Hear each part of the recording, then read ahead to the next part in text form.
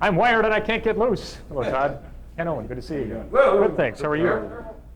It was actually our secret plot was to have you trip and fall, and then I'll have it all on camera. and I could become the lead vocalist tonight. This is what I hear in creating the news nowadays. Yeah.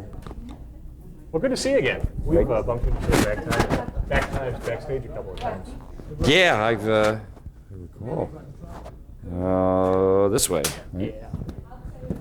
Appreciate the opportunity. No problem. Okay. Oh my gosh, where'd you get that? Is that when you're at Kings Island? Toys Ed was telling me about your trip to Kings Island. Oh, no, it wasn't from Kings Island. We had a show last night in Cincinnati. Exit show. That was promoted by the fans, actually, because they were sick of us not coming to Cincinnati. So they had all little like prize packages back there for us. It contained whoopee cushions and things like this. And like that. We want you back in Indianapolis more often too. I'm an Nexus member. Ah, great. So Well, this is all you need, little things like this and whoopee cushions and stuff, and then we'll go anywhere for a whoopee cushion. Are the stores open that late on Sunday? There may still be time. Are you all set, Ken? Well, Todd, for starters, and how does one start? But the recording process involved a nearly human. Bringing people into the studio where for years you perfected, if not pioneered, the one-man band technique. And now to put people on stage live and record, what is the next logical step?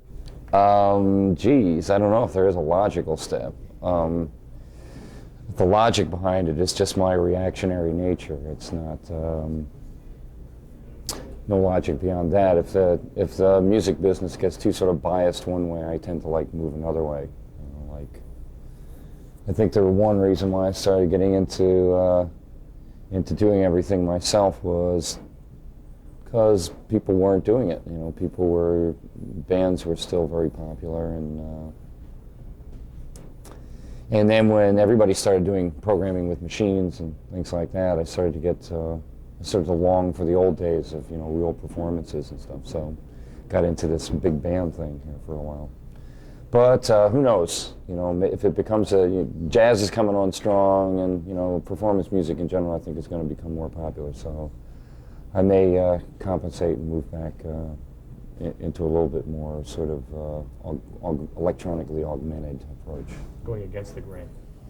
Yeah, in this particular case, it's not so much reactionary; it's more proactionary because there's a lot of things happening in the computer realm that will enable me to take advantage of a lot of the things that I've been learning and been interested in for the past couple of years.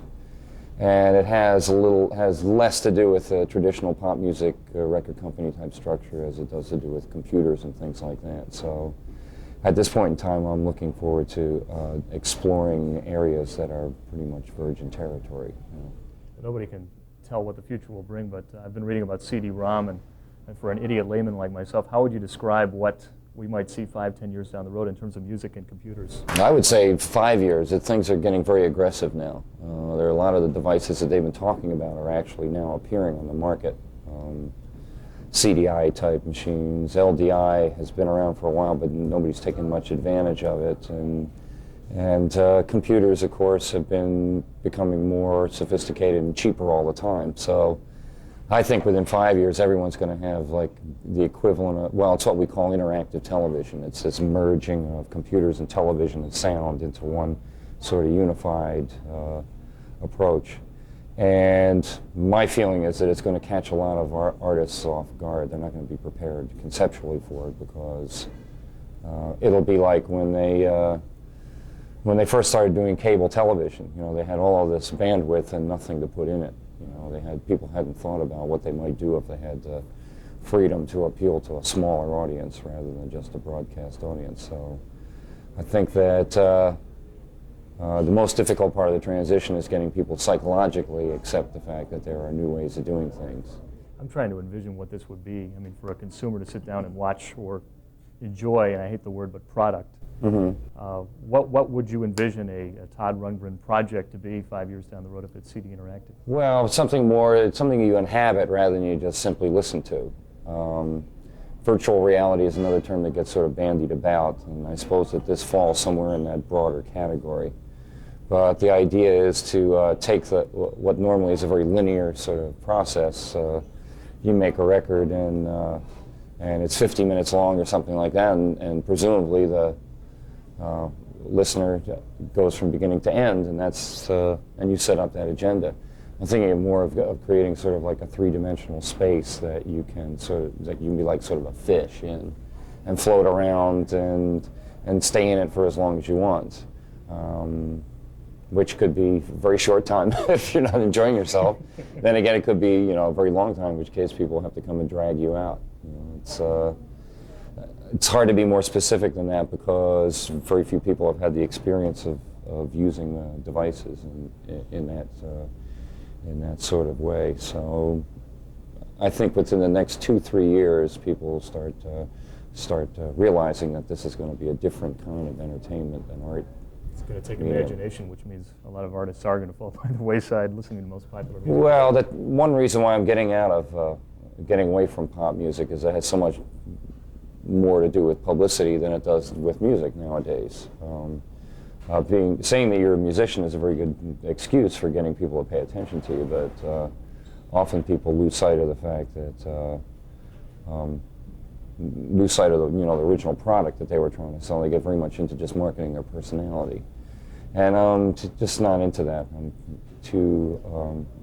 I've been through too much at this point to really want to have to go through that kind of humiliation. So I just, all I think about essentially is the experience of the art, and since I don't think in those other sort of commercial exploitative terms, I don't make an appealing product for a normal record company.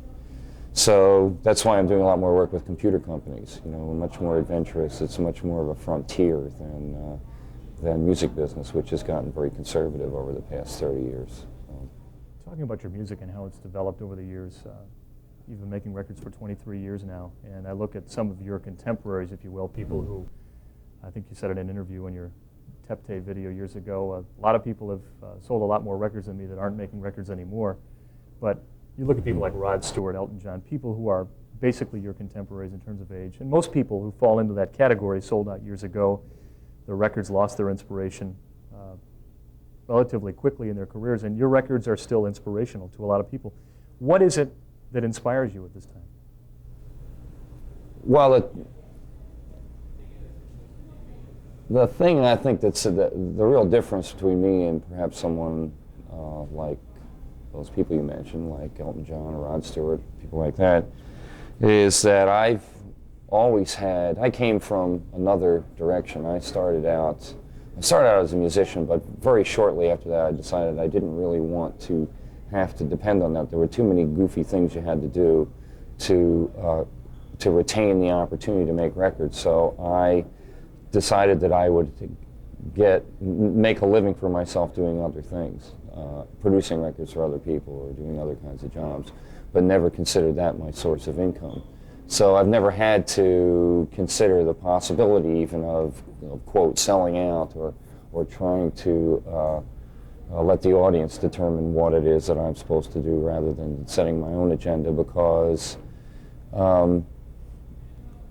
I have another way of supporting myself. Whereas someone like Elton John or Rod Stewart, if they don't want to go work, if they don't want to go work for a record company, or become an A&R man or something like that, if they want to continue to perform, then they have to take steps to remain popular. Was there a point after Hello It's Me, I Saw the Light, Something, Anything, where you felt, maybe not pressure, but I sense, and I'm not a musician, but that some of these people have a hit record and it's almost like the most powerful drug of all time. They take it and all of a sudden I've got to have another one. I've got to outdo it. I've got to sell more. And you went the other way. Oh, it is very drug-like, yeah. You get hooked on it, but unlike getting hooked on drugs, you have much more encouragement from other people to get hooked. Because all the people in the business have something to gain out of your success. Your manager does, your record company does, your agency does. They all want you to sell out. Because the more you sell out, the more money you make, the more money they make. They don't really care about your integrity in the long run. They may understand your concerns, but I know it's always been, I always have to clarify constantly, what it is I am and not willing to do. And I think, at this point, there's not really any argument about it anymore. Everybody understands that I do it for, I make music for particular reasons, which are essentially to satisfy myself, and then vicariously other people are, get something out of it. I think that there is something to be said for commercial art, but the difference in the agenda is that commercial art, the audience determines what's going on. The audience decides what you do in a certain sense. Even if they're not consciously doing it, you're trying to figure out what it is they'll like beforehand and do it that way. And then there's what people have more traditionally thought of as an artist, which is somebody who is actually not trying to belong, in a particular way, but is really very self-involved and trying to figure things out in a sort of public forum, but with no intention of actually having you like it or dislike it, just giving you the opportunity to observe it. And that's the condition that I've always been in, and I have to remind myself that I'm in. Sometimes because of having years and years of involvement in the business, you tend to start to think sometimes that your opportunities are more limited because you're, quote, a commercial music artist, and then every once in a while I have to stop back and realize in reality I'm not. People may sometimes think that I am, but my agenda has always been somewhat different from somebody like Vanilla Ice or Madonna, who are strike quickly and get all of the money out of the market that you can. I suppose that's a legitimate thing to factor in if you are fully conscious of the fact that what you're doing is commercial art. But I've never had the sort of made the distinction that that I was doing commercial art. I'm doing traditional art, I suppose. Your songs have had an impact on a lot of people, myself included. It seems to me, listening to the last 3 or 4 albums that, and maybe you don't want to talk about this, maybe you do, but your songs seem to be more, many of them seem to be getting more of a spiritual flavor to them. And I don't mean that in a religious sense, but more in a, one world spiritual sense.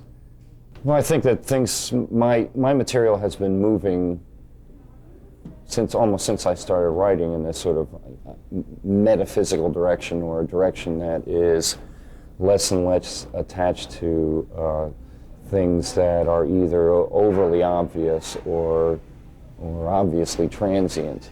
When I first started writing songs, I did the same thing that everybody else did, which is you write songs about love affairs and love affairs gone awry and heartbreak and the usual kind of thing that everybody feels. That's fine. Everyone has that sort of common denominator, but that ground has been so plowed up that I feel like I don't know that I have anything revelatory to say about it to myself or to anybody else. So I often try and look for more underlying causes, more phenomenal and causal things that establish the rules by which we live. And in that particular sense, it's just peeling away all of these layers of behavior, trying to get down to the psychology underneath that drives things along.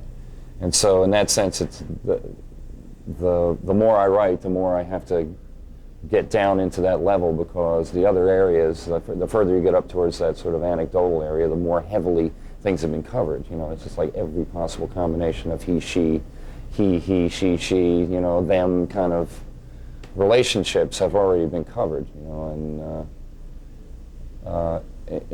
in a certain sense, I think I may also be striving towards a non-representational direction, almost moving from traditional representational art to an abstract art in some way, trying to touch things that are subconscious and unarticulated, and that don't have to do necessarily with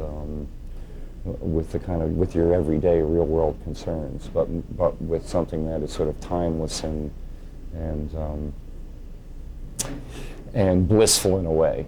Trying to detach yourself from trying to detach your consciousness from the things that it constantly wants to be involved in, and just sort of detach itself to itself and not be distracted in that, because that's a very sort of centering least for me, you know, a lot of people might term it religious experience, but for me, it's the kind of thing that centers me, that makes me, that brings down my stress level and makes me feel like that what I'm doing is not necessarily a waste of time or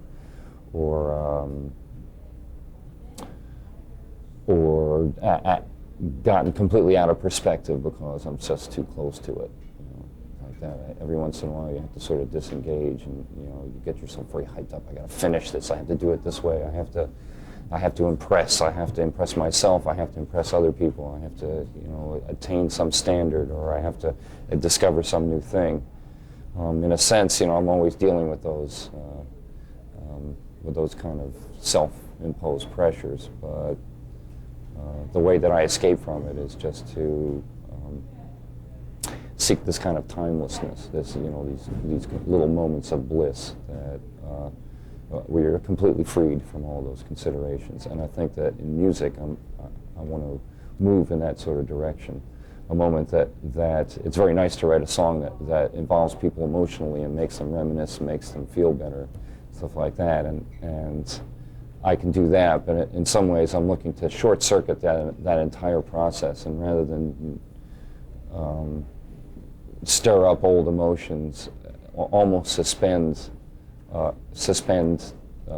time altogether, you know, and the experience is not related to anything that you've had before. Mm-hmm. Hawking kind of strikes that kind of chord in me. It's well, yeah, that whole thing is, you know, kind of, it's an inspiration to me for a different reason. Some people think, oh, isn't it great that he goes to so much trouble to type out words, a letter at a time on a special typewriter, and that's not the remarkable part of his existence. The remarkable part of his existence is that he was chosen. He is chosen. He has none of the mobility that most of us have. And yet, rather than sulk, he has actually gone out and done things that most of us will never do, because we were never put in that position. We never lost that mobility, so we just spent our time just running around all the time. He didn't have the option to do that, so he had to. So he essentially did the running around in his mind, and sought kind of timeless things that make you forget about the infirmities that you have to deal with in your day-to-day life. Talking about future projects, I know we talked about the CD-ROM and computer things you have on the agenda. Do you have any production projects? New York Shakespeare Festival, I know you were talking about doing something for them. Well, my next sort of major musical project will be, strictly musical project, will be to finish this opera that I've been commissioned to do for the Shakespeare Festival, if they're still interested. I don't know, it's been about a year and a half. You know, I haven't done anything because of other things that I've been busy with. But in terms of a strictly musical project, that's probably what I'll finish. I've also just gotten off of Warner Brothers recently, and as I say, I'm trying to redefine myself as an artist at this point in light of the way the pop music scene is in general. And it'll probably take me maybe 2 years to sort all that out, to find a new situation where I want to start producing things for myself again. And this will involve a lot of sort of R&D, a lot of experimentation with things that are really new and that haven't been applied to practical productions yet. So there's a lot of work to do, yeah. Heard the new Hiroshi Takano disc. Oh yeah, okay, it's very good. Great. Just got it last week. I guess it just came out. It came out here? Well, actually, it's an import. Oh yeah, okay, the import. Paid $30 to get it, but it's I great. think it came out in June or something, May or June in Japan. It just came out. Do you ever get frustrated? And let me know if you've got to get your sound check, because I know that's. Well, as soon as they start making noise, you'll know.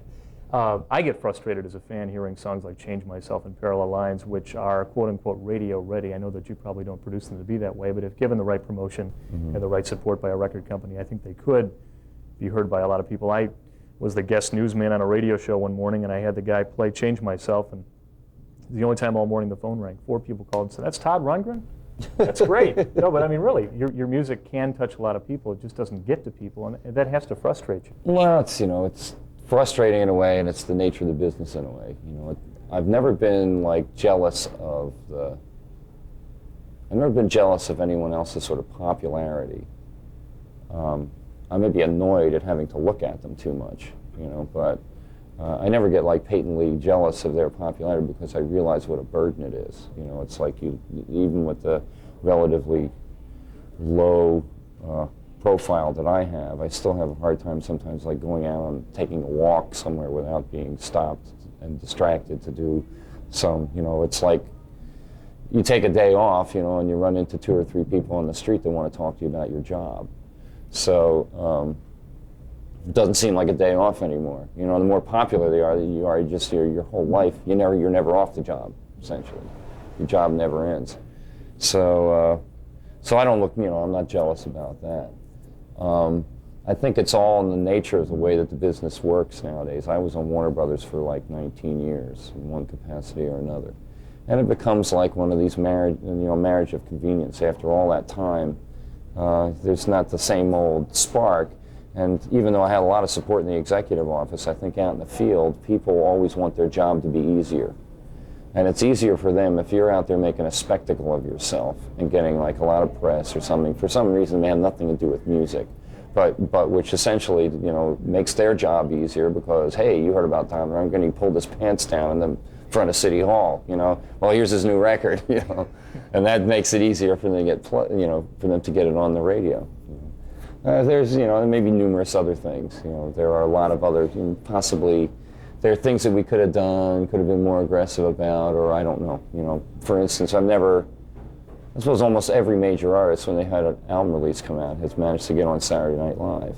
And I've never had like some kind of synchronous thing where I got on Saturday Night Live when a release came out. And, you know, we have a lot of friends there, you know, people. There are any number of factors. You know. I think it all has to do with my, you know, kind of well documented distaste for the way that the business runs in general. You know, and so they figure if I'm not going to stroke their back, then they're not really going to go to any lengths for me. They figure, you know, they'll go to a lot of work, you know, to get me a hit record, and then I'll just talk about how crappy the business is and stuff. You know, they'll figure here he is stabbing us in the back again. You know. So the business is crap. Well, it's, you know, it's not a vendetta. It's just honesty. You know, I've been in the business for 30 years. You can't pretend that it's something else that it is. A lot of people think that it's a very glamorous, dangerous, you know, rock and roll. You know, it's that outlaw kind of image, but it really isn't. It's a very, very conservative business, much more conservative than, for instance, a computer business. You know, which has a lot more ground to break and, you know, things that are yet to be sort of settled, and in that sense, you know, I think that the business just tries to fool the public at large because it makes everything seem much more glamorous. But there's so much calculation that goes on behind the scenes, that so much formula. I mean, the case in point is like all these heavy metal bands, you know, who represent themselves as, you know, rock and roll, dangerous, thing like that. But the public style is, you know, you lead a clean life, you know, nowadays.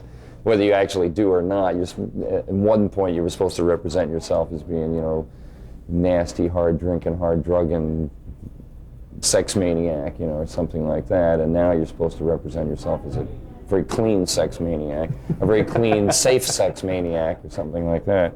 So, so it's essentially very conservative. I mean, all these heavy metal bands sound exactly the same, you know, exactly. And most of them are really not even competent to play their instruments, or really don't really qualify as a band. You know, they can start at the same time, more or less end at the same time. But when I hear that it takes them 6 months to make an album, I think, my God, what the kind of hell are they going through? You know, finally get, you know, actually hearing what they're doing. You know, stadiums are very good for that. You know, these big stadiums, stuff like that, very good for sort of smushing it all together, so you can't tell whether they're actually playing together or not. So. And it's not to say that there aren't superlative musicians there, but, you know, it's just a superlative musician does not make, you know, for a musical experience. It's the haircut. It's all in the haircut. It's hair mo, yeah. It's a big hair band. Well, things have changed a little bit, you know. It's just interesting to see the way the styles go. Like, there was a time where everyone looked like their mother. You know, everyone looked like all those things like, you know, like your too much makeup, you know, frosted hair, you know, with too much hairspray in it and stuff like that. They all look like their moms, you know, or like their older sister, who had gone off to, who was like a slutty senior in high school or something, went off to college. Really curious, androgynous thing, symbolic. It's all just symbolic. Now things have moved away from that. Now it's a macho, more a macho thing. We're getting the old rap. I'm going to ask you one more question. Sure. Is Utopia and a possible reunion on hold for 2 or 3 years, and will your other production projects? Well, I think the Utopia fits into this context, so this sort of new thing that we're trying to explore. It's one reason why Utopia enjoys more or less the same status I do, which is we get together to make music because we're sort of like musical adventurers, not because we made a lot of money off of it. When we discovered we were depending too much on the income from it, we said, well, we got to take a break now. Everybody go off and get yourself a day job, because we don't want to hear about, whether this is going to keep the band alive or not. We just want to get in there and sort of explore musical territory. So this new situation that I'm trying to create here may afford us the ability to do that. And so in that context, I would think Utopia may be reforming in the next year or two. Who knows? We get a couple of shots, and we'll let you run. Won't you? Yeah, they're ready to go. Okay. Ah, okay. Just need to prove I was here. Oh, okay. The old, Actually, this is my day a off. lot of nodding and smiling. That's right. Especially when you're talking about the heavy metal guys. Ooh. That's what Ed said. So we're going to do the real thing. So you want me to do You can do one of those, yeah. this? Take your eye out on camera, right? This is presumably the last time you'll play Indianapolis or the Midwest for a couple of years. For a while, probably, yeah. The big band is, it's a big liability. A lot of people, a lot of expense to carry the big band around, and since I won't have a record soon to promote, I suppose there's always a possibility. There's we've discovered in some parts of the country and the world that the less we play and the fewer records I make, the more popular we become. So it's like I'm really big in Japan. The longer I didn't go to Japan, the bigger I got. And actually, now I'm going there fairly regularly, maybe once every 8 months or so, either to play or to do some production project. So we spend a lot of time there, and it's actually it's pretty good. A lot of fun to be there. And for some quirky reason, we're like one of the top 5 or 10 American artists in Japan. It used to be that Japan depended almost entirely on foreign artists, and then they completely changed the whole thing. And the Japanese market is 90% Japanese artists now. They all emulate very much, Western music, and some of it's not very good, but some of it is, quite good. They're very much more into jazz than the rest of the world has been for the past couple decades, I guess. So were your New Year's Eve shows probably out for a couple of years? Chicago. I don't know. It's always possible to pick up a gig like that because nobody expects us to play too well. So, it's just that most cases, when we go out on tour, the audiences will be a little more sober than that. And, I'm going to give you the big nod here. Yeah. Well, it's also those gigs are, they're usually ridiculously lucrative.